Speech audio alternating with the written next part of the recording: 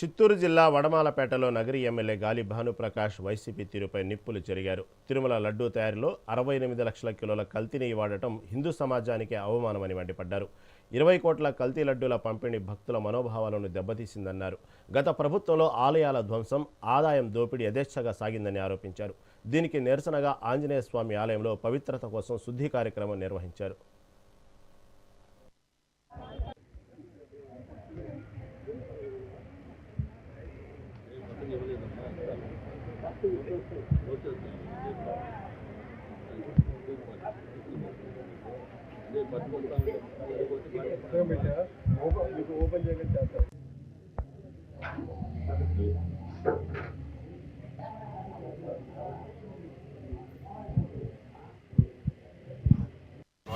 అరాచకాలు ఎక్కడ దాకా అయిపోయినాయంటే చివరికి తిరుమల శ్రీవారి ప్రసాదాలను కూడా వదిలిపెట్టిన వాళ్ళు. అంటే లాభం కోసం, డబ్బు కోసం ఎంత గెడ్డంతా తింటామని చెప్పడానికి ఏదైనా ఉదాహరణ అవసరమే లేదు.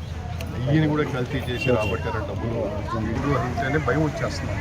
అలాంటిది దైవత్వం కూడా వదిలేసి ఇంకా భక్తులకు ఇచ్చే ప్రసాదాల్లో కూడా కల్తీ నెయ్యి సరఫరా చేశారు. అది కూడా ఎనిమల్ కాంపోనెంట్స్ అంతా కూడా పెట్టేసి అంటే దాదాపు 5 కోట్ల రూపాయలు ట్రాన్స్ఫర్ చేశారంటే ఎందుకు వచ్చినాయి డబ్బులు కూడా ఎట్లా వచ్చినాయి?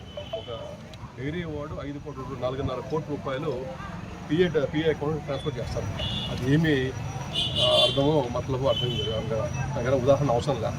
ఇవాళ సుప్రీంకోర్టు ఏర్పాటు చేసిన సిట్ కూడా నిర్ధారణ చేసింది ఇది ఖచ్చితంగా కల్తీ నెయ్యి వాడారు అనేది. దరిదాపుల్లో 68-69 లక్షల కిలోల కల్తీ నెయ్యి వాడారు.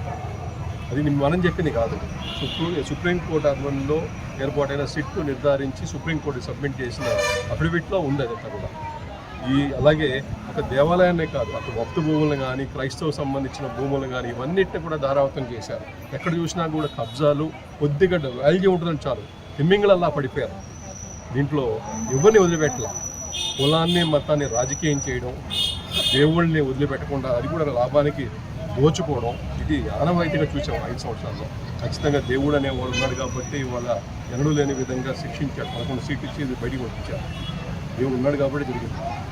ఇంకా కూడా వాళ్ళు బుద్ధి రాకుండా ఇంకా బయట